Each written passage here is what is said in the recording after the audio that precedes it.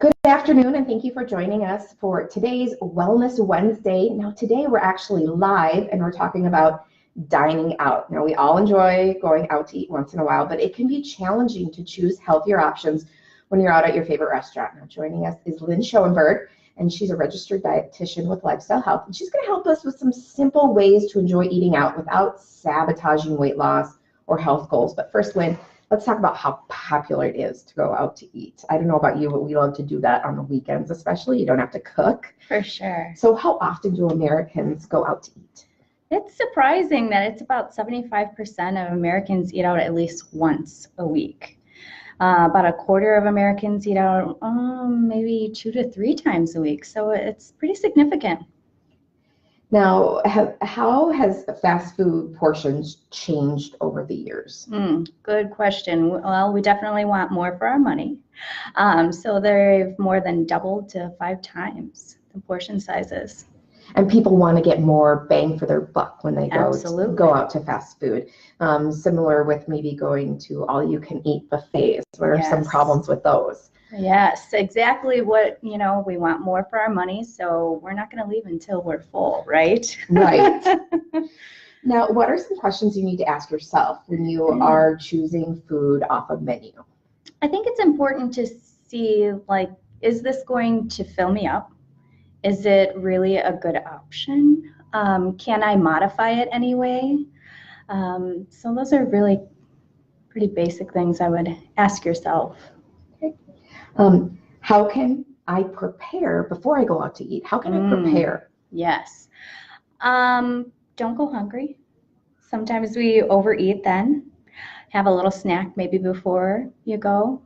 Be mindful of what you eat throughout the day. Because sometimes I hear people will starve themselves throughout the day, and then when you go out, then you really overeat. So try to just be mindful of your portion sizes, eat protein, and don't go hungry. What are some of those things off the menu that can fill you up quickly and maybe aren't as bad for your health? Always go for protein, vegetables, but be careful of sauces, fried foods, all the things we often order. Okay. How should I change my meal pattern for the day of when I go eating out? Now, you kind of explained that already. Have a snack before you go, but is there other ways we should do that? Like I said, don't starve yourself. That's the main thing. Have a protein snack before you go. It's most important. How do I prevent overeating when I go out to eat? It's so easy, especially if you're with kids and they don't finish their French fries, or they don't, there's extra food there and you want the bang for your buck. Yeah, absolutely. Sometimes I tell patients to have the waiter bag up half of their meal before they even bring it to the table. That way it's put away and we're less likely to go back into that container. Kids, yes, that's hard sometimes. We get stuck I don't want to waste food. However, just think, is that French fry really worth sabotaging my goals and my weight loss? What terms should I look for on the menu to help guide my choices? Look for baked, grilled, be careful of creamed sauces or heavy sauces. Look for poached if you can. So, what are some menu buzzwords that help key into potentially unhealthy food? Oh, again, yes, those creamed, fried, other good ones. Anything that loaded potatoes, oh my word, yeah. So be careful of those things. Just go baked. Some people see going out to eat as kind of their splurge, maybe for the week or something like that. Is it okay to splurge occasionally, or could that really sabotage what you're trying, the healthy goals that you set for yourself? It's good to have a healthy relationship with food, regardless if you're going to fast food or eating at home. I would say if you're going to fast food, maybe order off a kid's menu. That way you still get some, but you're not getting as much as if you had a double cheeseburger with large fries, and a shake. So that's what I would recommend. And those portions are so much smaller. Yes, absolutely. Okay. What other info is available on the menu that can help us make good decisions? Nowadays, so every restaurant has to, or does, have the nutrition value either posted directly on the menu or on the wall. I think it's like if you have over 3 franchises, you are required to put the facts on there. So it's always good to look or ask somebody where that information is. You can always look it up online before you even go. That way you have a plan to help you stick to your goals a little bit better. Calorie count, people are always looking at that and seeing how high that number is. Is that always a factor, or are there other things that you should be looking at to make sure you're eating healthy? Mm-hmm. Calories is definitely something to look for, especially when we're going out. You can eat well over thousands of calories. So yes, I would look at that. Look at the protein content, because it may have a lot of calories and very little protein. And then in a couple hours, you're going to be hungry. And then you're going to overeat more. So. How do I know what's healthy and what isn't if I don't have any of that nutritional information available to me? Mm-hmm.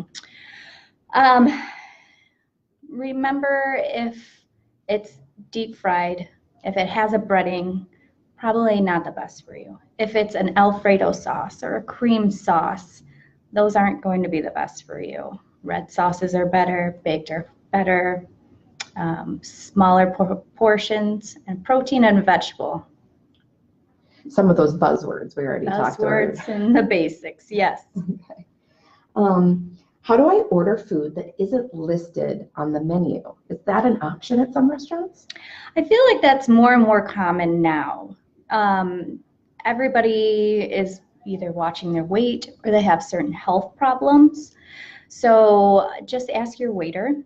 You know what's good for you and what you should eat, most of us. So just ask your waiter. They're really good about working with you. What food groups should I pinpoint when choosing a meal? Mm-hmm. Definitely that protein and vegetable. Carbs are still good, just moderation. When it comes to drinks, when you go out to eat, how much of that is a factor choosing healthy drinks when you're going out? Yes, we can drink a lot of calories. Water is generally the best. Diet pop in moderation. But that's what I would stick to. Okay.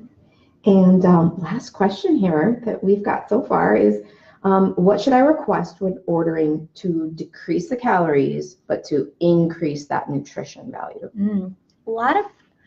Some places, I shouldn't say a lot, you can order double protein. You can ask for double vegetables. A lot of places might charge you, but they might not. They might just add an extra helping and not charge you for it. Now, what if you feel like you don't want to be an inconvenience to them, but it's always good to ask, right? Yes, always good to ask. And I hear that a lot of people don't want to ask because they don't want to inconvenience anyone, but it's your health, not theirs, not anybody else's. Good. All right. Well, if you're looking for additional resources on eating out, you can head to the Lifestyle Health website where there's a blog on finding healthy ways to dine out. We'll also post that blog in the comments section. And Lifestyle Health also provides several classes on healthy eating, including, and I love the name of this class, Let Us Eat Vegetables. It's great. So thank you again, Lynn, for all this great information. And thank you for joining us. And again, we're going to post that blog so you can learn more, and make sure to check out all the great classes from Lifestyle Health. Have a great day. Thank you. Thank you.